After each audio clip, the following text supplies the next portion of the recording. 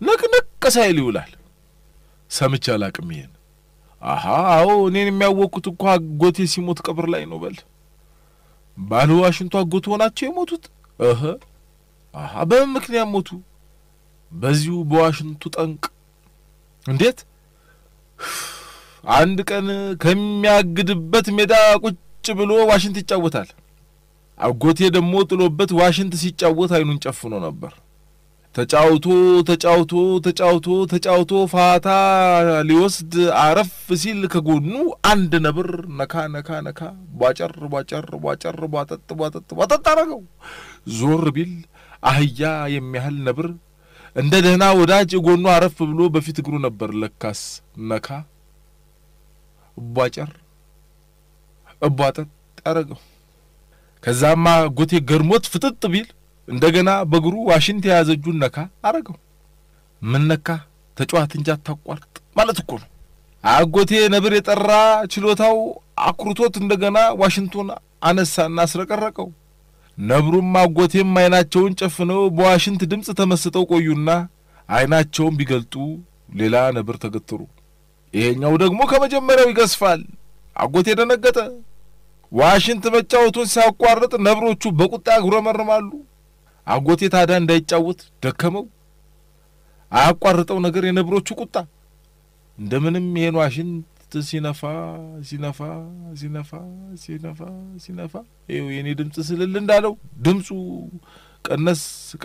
ቀነስ እያለ ነብሮቹ ያጎረመረሙ ሄዱ። አሁንም ትዝታ አምባሰል ባቲ ሲነፋ አንቺ ሆዬ ሽሞን ሟኔ ሽለላ ጉብልዬ ባህሩ ቃኝ ፍሬው ኃይሉ ሂሩት በቀለ ሲጫወት መሽ። በሉ እንግዲህ ወርቆቼ መሸ፣ ሚስቴ ተሰጋለች ልሂድ የነገ ሰው ይበለን ብሎ ሊሄድ ሲነሳ ነብሮቹ የቁምጣውን ጫፍ ለሁለት ነክሰው ጎተቱና መልሰው አስቀመጡታ። የታባለቴር ነው የሰው ትዝታ ቀስቀሰ እንደማለት። እንደው ምን ቀን ነው ይሄን ዋሽንት የለመድኩት ምን ነው በቀረብኝ እያለ ሲነፋ ነጋ። አሁንም ነብሮቹ ፍንክች ሲነፋ ሲጫወት ልክ 10 ሰዓት ሲሆን ልቡ ጦሽ ብላዘው ድፍት አለ። ወጉዲ እሞሞቱ ሳስበው እኮ ያመኛል። አይዞት እሺ አጎታቸው መድረክ ላይ ሞተ ማለት ነው። ለሙዚቃ የተሰዋ ሰማዕት መስሎ ታየኝ። ወሬውን ጨርሰው ስለ ቡናው ማመስግነው ጸበሉን እንዳልቀር አሳስበውኝ ፊት ለፊት የቆሙና እንደገና ጫረጉት።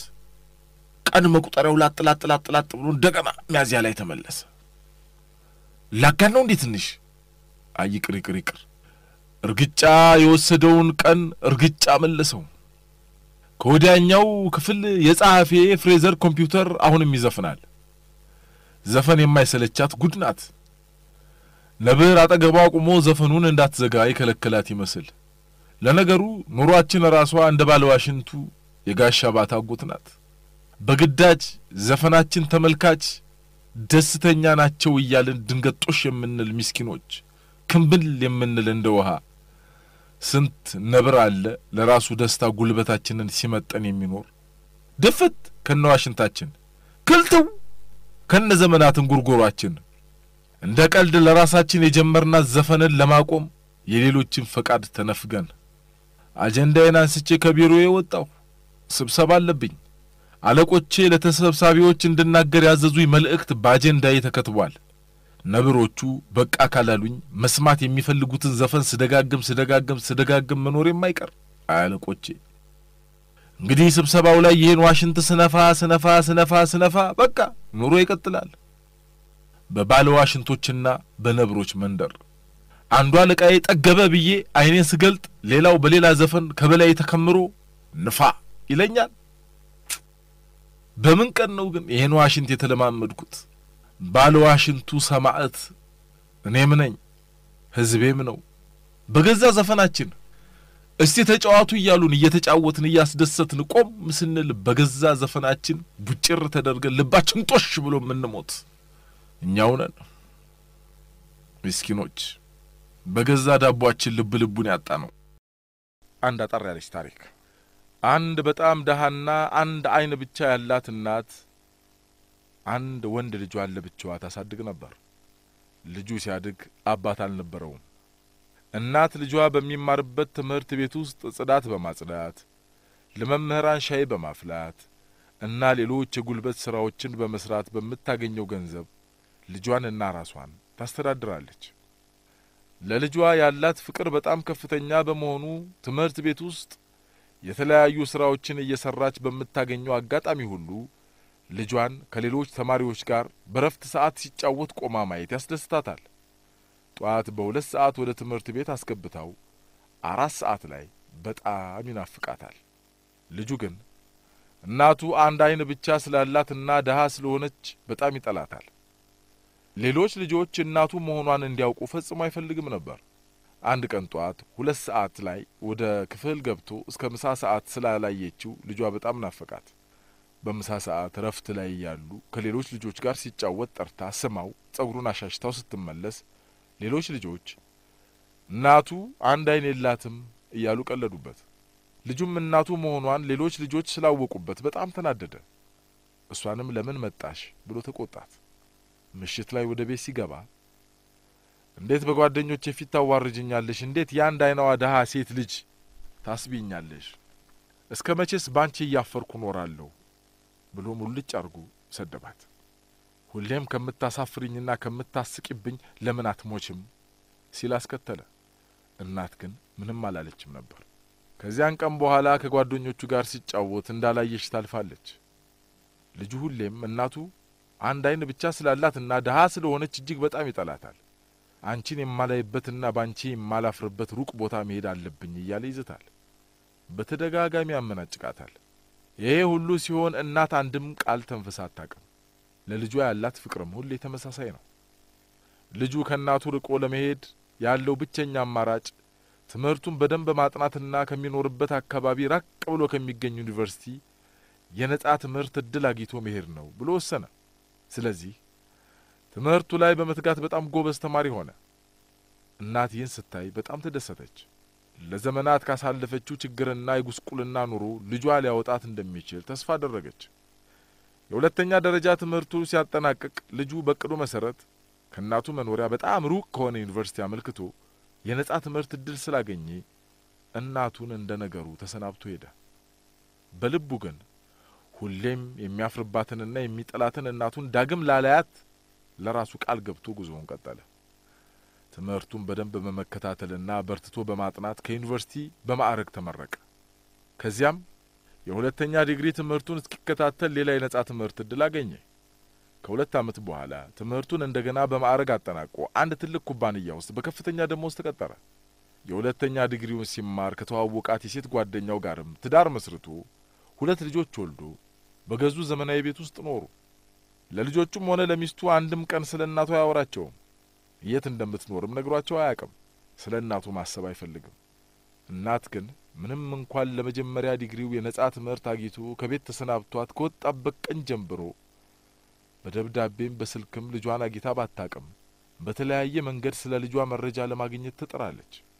ስለሱ በምትሰማውም ትደሰታለች። አንድ ልጇ በመሆኑና እጅግ በጣም ስለምትወደው ናፍቆት ሁሌም ያንገበግባታል። ነገር ግን በጣም እንደሚጠላት ስለምታውቅ እሱ ያለበት ድረስ ሄዳ ልታናድደው አልፈለገችም። ከዓመታት በኋላ ልጇ ሚስት አግብቶ 2 ልጆች ወልዶ በጣም ጥሩ ኑሮ እንደሚኖር ስትሰማ እጅግ የምትወደውንና በጣም በችግር ያሳደገችውን ልጇን ለማየት ሚስቱንና የልጅ ልጆቹን ለመተዋወቅ በማሰብ እሱ ወደሚኖርበት ከተማ ገሰገሰች። እሁድ ጧት የሚኖርበት ቤት ድረስ በመሄድ በሩን አንኳኳች። 2 ሕፃናት የልጅ ልጆቿ በሩን ከፍተው ከፊት ለፊታቸው በጣም የተጎሳቆለች አሮጊት ሴት ሲያዩ እንደ መደንገጥ ብለው ማንን ፈልገሽ ነው በማለት እየተቀባበሉ በሚጣፍጠው የሕፃን አንደበታቸው ጠየቋት። መልስ ሳሰጣቸው ሕፃናቱን ፈዛ ያየች አባታቸው ማን ነው ልጆች? ወደ በሩ ሄደ። እናቱ መሆኗን ሲያይ በጣም ተናዶና ተቆጥቶ እንዴት ሳትጠሪ መተሽ ልጆችን ታስደነግጫለሽ? ጥፊ አሁን ከዚህ። ይቅርታ አድራሻ ተሳስቼ ነው ብላ ወደ ኋላ ተመለሰች። ከዓመታት በኋላ የቀድሞ የትምህርት ቤት ጓደኞቹ ባደጉበትና የመጀመሪያ ደረጃ ትምህርታቸውን በተማሩበት ትምህርት ቤት ውስጥ ለመሰብሰብ አቅደው እንዲሳተፍ ሲጋበዝ ፈቃደኛ ሆነ።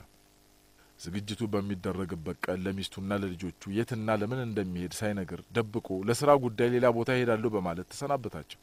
ያደገበት ከተማ ሲደርስም ቀጥታ ወደ ትምህርት ቤቱ በማምራት የዝግጅት ተሳታፊ በመሆኑ ሲደሰቱ አለ። ዝግጅቱ ተጠናቆ ሁሉም ወደ መጣበት ሲሄድ ያደገበት ቤትና እናቱ ትዝ ስላሉት እስኪ ለያት ብሎ ወደዚያው አመራ። እናቱ ቤት ሲደርስ የጎረቤት ሰዎች ተሰብስበው እያለቀሱ ከጥቂት ቀናት በፊት መሞቷን ነገሩት። እናቱ መሞቷን ሲሰማ ምንም አይነት የመደንገጥ ወይም የማዘን ስሜት አልተሰማውም። እንዲያውም ግልግል አለ በውስጡ። ጎረቤቶቹ ግን ሲመጣ ይህን ስጡት ብላናለች ብለው አንድ የታሸገ ፖስታ ሰጡት። ፖስታውን ከፍቶ ሲያነብ የሚከተለውን መልእክት አገኘ። በጣም የምወድህ ልጄ፣ ሁሌም የማስበው ስላንተ ነው። አንድም ቀን ስላንተ ያላሰብኩበትና ያልጸለይኩበት ቀን የለም። ባለፈው ጊዜ እቤት ድረስ መጥቼ ልጆችን ስላስደነገጥኳቸው በጣም ይቅርታ።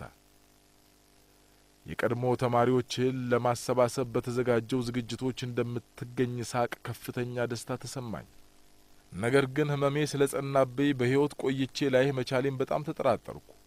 እናም ይህን ማስታወሻ ልጽፍልህ ወሰንኩ። ውድ ልጄ፣ ለምን አንድ አይን ብቻ እንዳለኝ ነግሬህ አላቅም። በጣም ትንሽ ልጅ እያለ ከፍተኛ አደጋ ስለደረሰብህ አንድ አይንህ ጠፋ። የምወድህ አንድ ልጄ አንድ አይን ብቻ ኖሮ ስታድግ ማየት የእናትነት አንጀቴ አልችላለኝ። ልቋቋመው አልቻልኩም። ስለዚህ አንተ አንድ አይን ብቻ ኖሮ ከምታድግ የኔን አንድ አይን ሰጥቼህ እኔ አንድ አይን ብቻ ቢኖረኝ ይሻላል ብዬ በመወሰን ሆስፒታል ወስጄ የኔን አንድ አይን ላንተ አስገጠምኩልህ።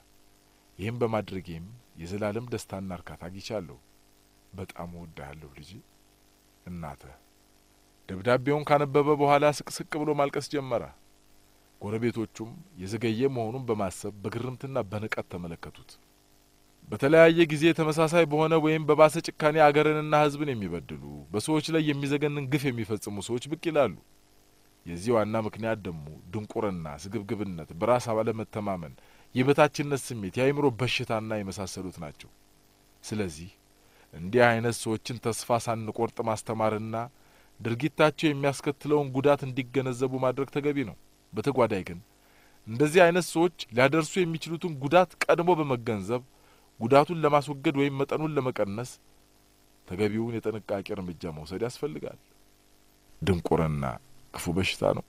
ኑ ሀገሬን እናዋልዳትና ሌሎችም ከተሰኘው መጽሐፍ ላይ ስሟ የጠፋው አህያ የሚለውን እስኪ ጀባ እንባባል።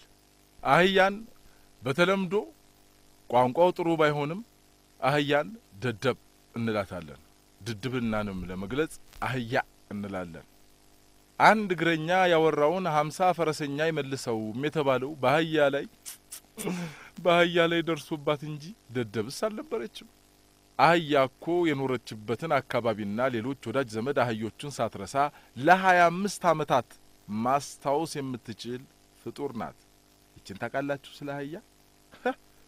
አህይዬ ዛሬ ሰው በሳምንትና በወር እየተረሳሳ እገሌ ኮረሳኝ እንደው እኮ እጄ መቼም አመዳፋሽ ነው ያበላሁትም አይሆነኝ አይ ሰው ካይን ከራቆ ከልብ ይርቁ እያለ በሚተርትበት ዘመን 25 ዓመት የበላችበትን ቤትና አብረዋት የበሉትን አህዮች የማትረሳ አህያ እንዴት ደደብ እንላታለን? እስኪ ወጣ በሉና ወደ ገጠሩ ተመልከቱማ። ገበሬው ለገበያ ይወጣና እህሉን ሸጦ ሲመለስ መንገድ ዳር ወዳለው ጠጅ ቤትና ጠላ ቤት ጎራ ይላል። አህያዋ ግን ግራና ቀኝ ያገኘችውን ሳር እየጋጠች ቀጥ ብላ ወደ ሰፈሯ ታቀናለች። ጅብ ካላገኛት ሌባ ካልሰረቃት በቀር አህያ ቤቷን ስታታቅ። አህያን ደደብ ያስባላት ሰው በፈለገው መንገድ እንደፈለገው ስለማይወስዳት ነው። ይሄው የፋርሱ ጠቢብ በለዓም እንኳን እስራኤልን ሊረግም ሲጓዝ አህያው አልሄድም ብትለው እስኪ በቃት በዱላ ጀለጣት። ግን ጥፋቱ የማን ሆኖ ተገኘ? የራሱ የበለዓም። አህያዋ ያየችውን ጠቢቡ ለማየት ባለመቻሉ አህያዋ ከፊቷ መልአኩን አየች፣ ከዚያ ቆመች። ጠቢቡ ግን አላየውም። ሂጂ ይላል ቆሞ። ታዲያ አህያ ከጠቢቡ በላይ ጠቢብ አልሆነችም? ይህ የአህያ ጠባይ በሳይንስ ተረጋግጦላችኋል። ደግሞ አህያ ትሞታለች እንጂ ሰላማዊ ባልሆነና ደህንነቷ በማያረጋግጥ ሁኔታ ውስጥ ጭራሽ አትገባም። ስንቱ ግን ሰው በማያገባው እየገባ ይሞታል። አህያ ሊመጣ ያለውን ችግር ስጋትና መከራ ቀድማ የመጠርጠር ጸጋ ተሰጥቷታል። ከፊት ለፊቷ አደጋ፣ ችግር፣ መከራ ህይወቷን የሚያሰጋ ነገር መኖሩን ካረጋገጠች ወይ ፍንክች ያባቢለዋ ልጅ ከቆመችበት አትነቃነቅም። በለዓም እንዲህ አይደል የሆነው? እርሷ ሰይፍ የመዘዘ መልአክ ታይቷታል። እርሱ ግን እኛ እንደምናደርገው አህያና ዱላ እያለ ነረታት። እርሱ እጁን ደከመው እንጂ አህያዋ ግን ሐሳቧን አልቀየረችም። አጥኞች የደረሱበት የአህያ ጠባይ ይሄ ነው። ደህንነቷ እስካልተረጋገጠ ድረስ በዱላ ብዛት አህያ ሐሳቧን አትቀየርም። እኛም ሐሳቧን ከመረዳት ይልቅ ዱላ ይቀናናል። እንዲያውም ሊቃውንት እንደሚሉት አህያ ከፈረስ በላይ ታመዛዝናለች። መጀመሪያ በተሰጣት የመገምገም ችሎታ የአካባቢውን ደህንነት ትገመግማለች፣ ከዚያ ታረጋግጣለች፣ በመጨረሻም ትወስናለች። እኛ ግን ጥሎብን ይህንን እንድታደርግ እድል አንሰጣትም። መነረት ለአህያ ግን ከደህንነቷ የሚበልጥ ነገር የለም። የጥንት ሰዎች በፈረስ የሚመጡ ጠሮኞች በአህያ የሚመጡ ግን ሰላማውያን ናቸው ብለው ያምኑ ነበር። ምክንያቱም አህያ ከፊቷ የደህንነት ስጋት እያለ እሺ ብላ አትንቀሳቀስምና ነው። ክርስቶስም በዕለተ ሆሳዕና ከፈረስ ከበቅሎና ከግመል ይልቅ በአህያ የሄደው ሰላማዊ መሆኑን ሊያበስር ነው ይላሉ ሊቃውንቱ። አህያ ነገር በቀላሉ የማይገባው ሰው ምሳሌ ሆኖ ስሟ ጠፍቷል። አንዱ ማህይም ሊቁን ደደብ ብሎ ተሳድቦ ይከሰሳል አሉ። ዳኞቹ ተሰባስበው ሁለቱን ሲያካስሱ አንደኛው ዳኛ ይጠራሉ። ለጠሪውም ሰው ጠብቀኝ ስም ተቀያይሮ እያስመለስን ነው ብለው ላኩበት አሉ። አሁንም የአህያውን ስም የሚያስመልስ ጠፍቶ እንጂ አህያ እንኳን ነገር የማይገባት አልነበረችም። አህያም ማስተማር ግን ፈረስና በቅሎ ውሻና ድመት እንደማስተማር አይደለም። አህያ ሁለት ነገር ትፈልጋለች። አንድ አካባቢው ደህናና ሰላማዊ መሆኑን፣ ሁለት ደግሞ የሚያስተምራት ሰው ለአደጋ የማያጋልጣት ቢቻልም ካደጋ የሚከላከልላት መሆኑን ማረጋገጥ። ይህንን ሳታረጋግጥ አህያ ለትምህርት ዝግጁ አትሆንም። ትምህርቱ የሚያበላ ነው ቢሏትም መጀመሪያ ራስ ደህና ልብ ጤና ትላችኋለች። ደግሞ ይግረማችሁ ብላ ይህንን በሂደት ነው የምታረጋግጠው። ቀድማ ባየችውና በሰማችው ነገር ምስጥ ብላ የምትቀር አይደለችም። አካሄዱን አይታ ጭብጦውን የምትቀማ ናት አህያ።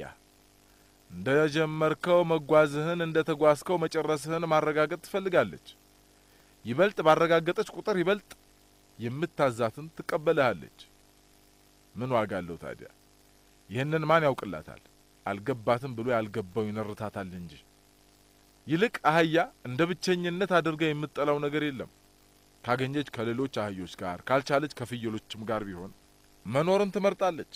እንዲያውም አህያ ብቻዋን ከኖረች እድሜዋ በግማሽ ያጥራል ይባላል። መቼም በሀገራችን እንደ አህያና የዝሆን ጆሮ የተቀለደበት ጆሮ የለም። አህያ ግን በረሃ ውስጥ እስከ 60 ማይል ድረስ የሌላውን አህያ ጩኸት መስማት የምትችል ፍጡር ናት። ዛሬ ጉርብትና እየጠፋ ጎረቤት ጎረቤቱን መስማት ባቆመበት ዘመን ወዳጁን ከ60 ማይል መስማት ከሚችል ፍጡር በላይ ምን ወዳጅነት አለ? የአህያ ጆሮ ይሄ ብቻ አይደለም ጥቅሙ። አጼ ኃይለ ሥላሴ ተናገሩት የተባለውን ነገር የሚያረጋግጥልን ነገርም አለው። ንጉሱ ወደ ደብረ ዘይት ሲሄዱ የአየር ንብረት ዘገባ በሬዲዮ ይሰማሉ። ቀኑ ፀሐይ ነው የሚል ነው ትንበያው። ንጉሱም ይህንን አምነው ወደ ደብረ ዘይት ያመራሉ። መንገድ ላይ ግን አንድ ገበሬ አህያውን እያስሮጠ ሲሄድ ያዩታል። ንጉሱም ምን ነው አህያዋን ታስሮጣታለህ ብለው ይጠይቁታል። ገበሬውም ዝናብ ሊመጣ ስለሆነ ነው። እንዴት አወቅ? አህያዋ ጆሮዋን ጥላለች። እርሳቸውም ገርሟቸው ይሄዳሉ። ልፍ እንዳሉም የአየር ትንበያው የተናገረው ፀሐይ ቀርቶ ገበሬው የተናገረው ዝናብ ከች። ለአህያ ጆሮዋ የአየር ንብረትን በተመለከተ ለሁለት ነገር ይጠቅማታል። በአንድ በኩል የውስጧን የሙቀትና የቅዝቃዜ ሁኔታ ለመጠበቅ ሲያገለግላት፣ በሌላ በኩል ደግሞ የአካባቢውን የአየር ሁኔታ ገምግማ እርምጃ ለመውሰድ እንድትችል ያግዛታል። አህያ እንደ ፈረስ ዝናብ የሚችል ቆዳ የላትም። ያላት ዝናብ መምጣቱን አውቆ እንድትጠለል የሚመክር ጆሮ ነው። ከፈጣሪ ያገኘችው አደጋን ቀድማ የመገመት ችሎታ ጋር ተጨምሮ ጆሮዎቿ የአካባቢውን ቀጣይ የአየር ሁኔታ አውቃ ሰውነቷን ለማዘጋጀት እንድትችል ያደርጓታል። የደብረ ዘይቱ ገበሬም ይህንን ነው የደረሰበት። ባይሆን አህያ በሆዳምነት መታማቷ እውነት ሳይሆን አይቀርም። አህያ በጣም ብዙ ጨጓራዎች እንዳሏት ስትሰሙ ማለታቸው አይቀርም። ቁጥሩ ልዝለለው። ያሁኑ ይባስ እንድትሉ ደግሞ ሁለት ነገርን ጨምር።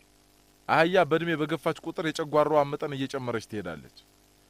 እድሜ ለብዙ ጨጓራዎቹ 18 ኪሎ ካሮትም ሽክ ለማድረግ 1 ሰዓት አይፈጅባትም።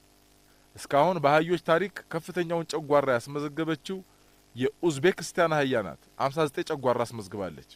አንድ አህያ እግዚአብሔርን ካልፈራች 2722 ኪሎ ምግብ በአመት ትፈጃለች።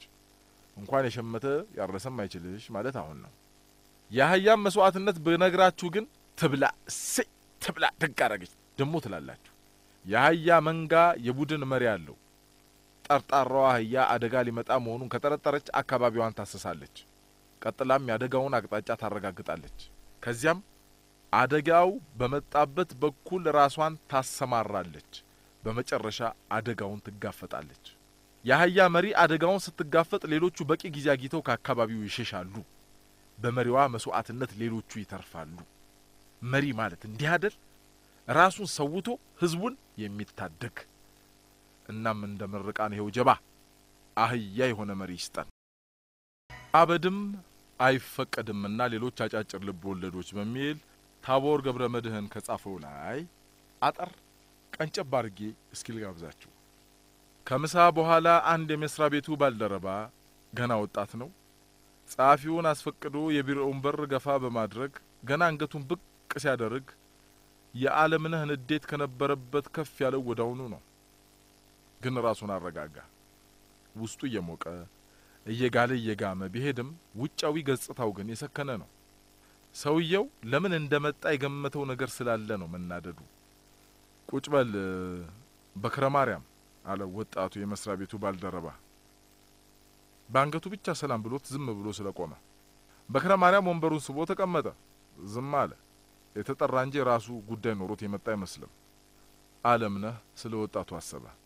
ከአንዱ ዩኒቨርሲቲ በማህበራዊ ሳይንስ የትምህርት መስክ በመጀመሪያ ዲግሪ የተመረቀ መሆኑን የሚያረጋግጥ ማስረጃ አቅርቦ ነው የተቀጠረው። በመስሪያ ቤቱ የተቀጠረበት የሥራ መደብ ደግሞ የማህበራዊ ጉዳዮች ጥናት ጀማሪ ባለሙያ የሚል ነው። በጸባዩ በጣም መልካምና ዝምተኛ የሆነው ይህ ወጣት ከሌላ የመንግስት መስሪያ ቤት በዝውውር መጥቶ ከተቀጠረ 8 ወራትን ያስቆጠረ ቢሆንም አንድም ጥናት ሰርቶ ማቅረብ አልቻለም።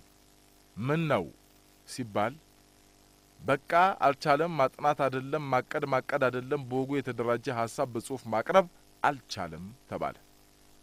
የዚህ አይነት ሪፖርት በተደጋጋሚ ከስራ ክፍሉ በመቅረቡ ምክንያት በንብረት ክፍል የንብረት ጸሐፊ ሆኖ እንዲሰራ ዓለምነህም ባለበት ተወስኖ ደብዳቤ እንዲደርሰው ከተደረገ ገና 3 ቀኑ ነው። ስለዚህ ዓለምነህ የተናደደው ስራው አይመጥነኝም፣ እንዴት ዲፕሎማና ከዲፕሎማ በታች የትምህርት ዝግጅት በሚጠይቅ ስራ ላይ እመደባለሁ የሚል አቤቱታ ይዞ እንደመጣ በመገመቱ ነው። በክረ ማርያም ዝም ብሎ ተቀምጧል። እሺ ምን ልታዘዝ? የንብረት ጸሐፊ ሆኜ እንድሰራ ደብዳቤ ደርሶ ነበር። አውቃለሁ። እና ጥያቄ ምንድነው? ልነግሮት ነው። የሰው ኃይል አስተዳደሩን ስጠይቀው እሳቸው ናቸው የሚያውቁት አለኝ። እኮ ምንድነው ማቀው ማለት? ልነግሮት ነው።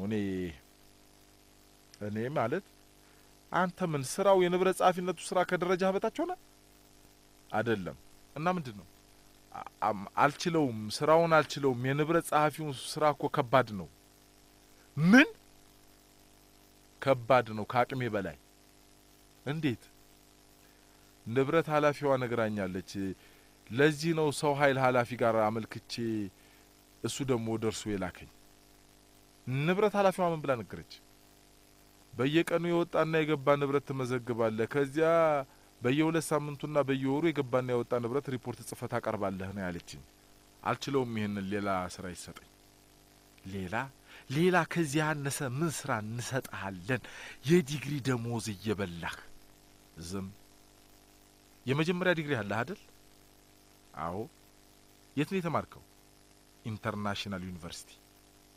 ዲግሪ ምን ይላል? ዲግሪ ላይ የተጻፈውን አይተሃል? አዎ። ምን ይላል? ስሜ ነው የተጻፈው። ሌላ ከስምህ ሌላ ምንድነው የተጻፈው? በማህበራዊ ሳይንስ የትምህርት መስክ የመጀመሪያ ዲግሪ። ሌላስ? ሌላ የለም። እርግጠኛ ነህ? ሌላ የዩኒቨርሲቲው ፕሬዝዳንት ፊርማ፣ ከሱ ሌላ፣ ከፊርማው ሌላ ማህተም፣ ሌላ የለም። እየቀለድክ ነው? የተቀበልከው ዲግሪ ላይ ቅድም ከጠቀስካቸው ሌላ ከነ ሙሉ ክብሩ ጥቅሙና ግዴታዎቹ ጋር የሚል ሐረግ አለ። ይገባሃል ይሄ ማለት ምን እንደሆነ? እሱ ዲግሪ አለ ካልክ ዲግሪው የሚያስገኘውን ክብርና ጥቅም መጠበቅና መጠየቅ ብቻ ሳይሆን በተማርክበት መስክ መወጣት የሚገባን ግዴታ የመወጣት ኃላፊነት አለበት። ስለዚህ የንብረት ጸሐፊ ስራ አንድ ዲግሪ የያዘ ሙያተኛ የሚሰራው ስራ አይደለም። የዲግሪ ደሞዝ እየበላ ከዲፕሎማ በታች የሆነ ሙያተኛ የሚሰራውን ስራ እንድትሰራ መወሰናችን መጀመሪያውኑ ስህተት ነው። ምን ይሻላል? እንደውም ሌላ ስራ ሌላ ከፍ ያለ ስራ ይፈልጋል። ዲግሪ ያለ ካልክ የሚያስከትለውንም ግዴታ መወጣት መቻል አለበት። ገባ? አልችልም ካልክ ዲግሪውን ለዩኒቨርሲቲ መልሰ ሌላ ስራ ፈልግ። ካሁን በኋላ እኔ እናንተ የምንገናኘው እቅድ ሰርተህ ሌላ ትልቅ ፕሮግራም ይዘህ ነው እንጂ እቃ መቁጠር ከበደ ትላለህ እንዴ? ዲግሪ ይዘህ ዝም የመማር መጨረሻው እንዲህ ሊሆን አይጉድ። ጠቅለል ስናረገው ልቦለዱን ምንድነው? ከላይ ምን ይላል? ስም። ከታች ምን ይላል? ፊርማ። ከጎን ምን ይላል? ማህተም። መሐሉስ ከመጠምጠም መማር ይቅደም። ከአዲስ አድማስ። ከለታት አንድ ቀን ሁለት ባልንጀራዎች ነበሩ። ወደ አንድ ሩቅ አገር ለመሄድ አስበው መንገድ ጀመሩ። አንደኛው በሽተኛና ለቋሳ ነው። ሁለተኛው ብርቱና ጤናማ ሰው ነው። የሚሄዱት በረሃውን አቋርጠው ነው። ፀሐዩ ይነዳል፣ አሸዋው ያቃጥላል። በረሃው ረጅምና ሰፊ ነው። አቅምና ወኔ ይፈታተናል። በዋዛ ማለፍ አልተቻለም። በሽተኛው ተዝለፍልፎ ወደቀ። ጤነኛውና ጠንካራው በሽተኛውን ከወደቀበት አንስቶ ተሸክሞ በረሃውን እስኪጨርሱ ድረስ ተጓዙ። አወረደውና ጥቂት አረፋሉ። አየሩ እየቀዘቀዘ ጀንበሯ እያቀዘቀዘች መጣች። ጥቂት እንደሄዱ እነተኛ አለ በሽተኛው። እውነትክን ነው። በጊዜ መተኛት በጧት መነሳት የጤንነት ምንጭ፣ የጠቢብነት መሰረት፣ ሀብትም ሲሉ ሰምቻለሁ። ተኙ። ማታ ነው የጅብ ሰዓት። ጅብ ጓደኛሞቹ ወደ ተኙበት መጣ። በሽተኛው የጅቡን እንቅስቃሴ ሰምቶ አወቀው። ስለዚህ ጎኑ ያለውን የበረሃውን ጓደኛውን ትቶ ሮጦና ዛፍ ላይ ወጣ። ጅቡ ወደ ተኛው ሰው ተጠጋ። ጆሮው ዙሪያ ተጠግቶ አሸተተውና ምንም ሳያደርገው ሄደ። ይሄ ሁሉ ሲሆን በሽተኛው ጓደኛው ዛፍ ላይ ሆኖ ቁልቁል ይመለከታል። ጅቡ ከራቀ በኋላ ከዛፉ ላይ ወረደና ወደ ጓደኛው ሄደ። ለካ ጓደኛው የጅብን ባህሪ ስለሚያውቅ ነው ጸጥ ረጭ ብሎ የሞታ አስመስሎ ሳይበላው ሄደው። በሽተኛው ጤነኛውን ጠየቀው ካለፈ በኋላ። ጅቡ ግን አፉን በጣም ጆሮው ላይ አቅርቦ ምን አለህ? ጠንካራው ሰውም እንዲህ ሲል መለሰለት፣ ሁለተኛ በክፉ ቀን የሚከዳ ባልንጀራ ተያዝ ብሎ ነው ያለፈው አለው። ለካ የሞተ መምሰል አንዳንዴ አሪፍ ስትራቴጂ ነው። ጊዜን የማወቅ ጉዳይ። መንጋትና መምሸቱን ከማያውቅ ትውልድ ይሰውረን፣ ከካሃዲም ያድነን። ትላንቱን የማያውቅ ዛሬን የሚያሳስቅ ነገን የሚደብቅ እንደኖረ ሳይሆን እንዳይኖረው ይወቅ ብሏል ገጣሚ ጸጋዬ ገብረ መድኅን በቴዎድሮስ ስንብት ከመቅደላ ላይ። ሽማግሌውን ባንቀልባ ከምንሸከም እንኮኮ ጎልማሳውን ከወኔ ጣር ካልፈታን ከፍርሃት ምርኮ እንደ ወዶ ገባ ኮርማ መጠለሉን ከሴት ታኮ ካቃተን ምንድነን እኮ። ትውልድን ማዳን ጸጋ ነው። ጥረታችን እዚያ ዙሪያ ይሁን። ወጣት የነብር ጣት የሁሉም ዘመን ማተም አይደለም። የነብርን ጅራት አይዙም ከያዙ ጭራሽ አይለቁም የሚለው ለውጥም ይሰራል። ለውጡ ጅራት ይኑረው አይኑረውም ለማንኛውም አይነት ለውጥ መዘጋጀት፣ ከማንኛውም አይነት ለውጥ መነሳትና ለማጥበቅ ሐሞትን መሰነቅ እንጂ እህም የትም አያደርሰንም። እህን ለፈረስ ያስተማርኩ እኔ ነኝ እሱንም ቢርበው እኔን ሲቸግረኝ። ለመሆኑ ምን ያህል ረጅም ነው? ሳንወለድ ጀምሮ ስንሞትም እሱ ቀጣይ ነው። ዘላቂ ድህነት መኖር አለመኖሩን መንግስታዊ ያልሆኑ ድርጅቶች እስኪ ንገሩን፣ አሳውቁን። ኤንጂኦዎች ዘላቂ ድህነት የሚባል ይኖር ይሆን? ወጣቱማ ይማር ቢፈልግ ደሞ ይመራመር፣ አሁን በቅጡ ይቁጠር፣ ጥቁር መጋረጃ ይቅደድ፣ ፈተናን መሸሽ ያስወግድ፣ የልጅነቱን ያህል ይሄድ፣ የወጣትነቱን ይንደድ፣ የጎልማሳነቱን ይውደድ እንጂ በትኩሳት ብቻ በጀማነትማ ይንደድ። በዚህም በዛኛውም ስም ትርፍ ፍለጋ ይሰደድ፣ ለተሻለ ነገር ሁሉ በራሱ መንገድ ይወደድ። ብቻ ለማንኛውም የተሻለች ኢትዮጵያን ለመፍጠር ከመጠምጠም መማር ይቅደም። ቁምጣ በአራዳ ቆይ ስሙኝማ እንደኔ ግራ ገብቷችኋል? በቃ ኩኔማ ጦጣን ይሆንኩት አንቺ እንትና ድሮስ ጦጣ ነህና እንደምትሄደው ማውቃለሁ። እሺ አላደል ሰው ሁሉ ፈረንጅ የሆነ ተቸገረን የምር ፈረንጅ ሲል ከተሰማ ወይም ደግሞ የሆነ ነገር በቃ ሲያደርግ ከታየ በቃ ህዝቤ ፎቶኮፒ ማድረግ ነው። ቆይ ስሙኝማ መቼም የጉድ ዘመን አይደል? በቀደም አንድ ወዳጅ ያለኝ ልንገራችሁ። እንግዲህ ትንሽ ከጎንና ከጎን ክብደት ጨመር አድርጋለች እና ምን አለች መሰላችሁ? ፈረንጅ ክብደት መጨመር ጥሩ አይደለም ይላል፣ ኮሌስትሮል መቆጣጠር አለብኝ። እሺ እንዴ ወይኔ ጉዴ! ከዚህ ጎጃም የሚሰማ ሳቅም ስቅደስ ይለኝ ነበር። እንደው እንዴ አምሮብናል እንዴ ጎበዝ! ቀለምሳ የቀረበች ሽሮ ገመስ እየተደረገች ለራት በምትቀመጥበት ዘመን ኮሌስትሮል የሚሉት ነገር መጣብን። ፋራው እንኳን አይደል ደግሞ ከመቼ ወዲህ ነው ሽሮ በኮሌስትሮል ምናምን የምትታመው? እኛ የምናውቀው ሽሮን የቦሌ ልጆች ትብለጥ ሽሮ በልታ አመድ አገሳች በሚለው በኮሌስትሮል ተጠቃች ሲሉ አልሰማንም። አለላችሁ ደግሞ አንዳንዱ በአደባባይ የምግብ ኤክስፐርት የሚሆንባችሁ እቤቱ ያንዱ ጓሮ እርሻ ግማሽ የሚያክል ጎመን የሚበላው ሰውዬ ሆቴል ቤት ከሰዎች ጋር ሲበላ ምን ያደርጋል መሰላችሁ? ሌላውን ይጠራርግና ጎመኗ ላይ ሲደርስ ሁለት ይጎርሱ ይተዋታል። ብላንጅ ሲባል ምን ይላል መሰላችሁ? ፈረንጆች እኮ ቅጠላ ማብዛት ጥሩ አይደለም ይላሉ። በየትኛው ሬዲዮ ይሆን ደግሞ የሰማብን?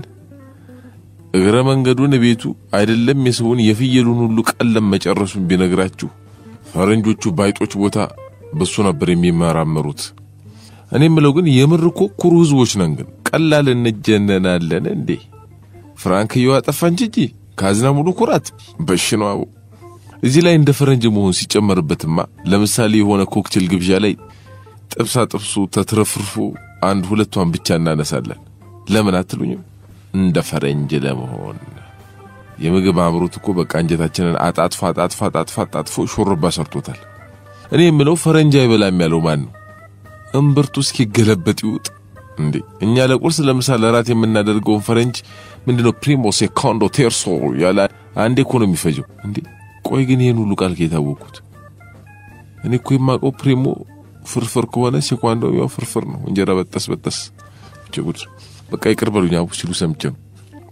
ሰሞኑን አንዳንድ ሰው እኮ በቃ ግን ያበዘዋል። አንድ የምናቀው ሰው አለ በሁሉም ነገር ፈረንጅ ለመሆን ይፈልጋል እና ታዲያ ዘወትር የትም ቦታ የሚታየው በሸሚዝና በከረባት ሲንጎማለል ነው። በየቴሌቪዥኑ ፈረንጁ ጃፓኑ እንደዛ ሲያደርግ ታይቷል። ኋላ አንድ ቀን ተንኮለኛው የአዲስ አበባ ነፋስ ያጠናፈረውና ጋቢውን እየተጠቀለለ ይዞራታል። እኔ ምነው መቼም ጨዋታን ጨዋታ አይደለም ያነሳው። በቃ ከረባቴን ቢባል ነገር አልወድም እኔ ሲያስጠላኝ የምር።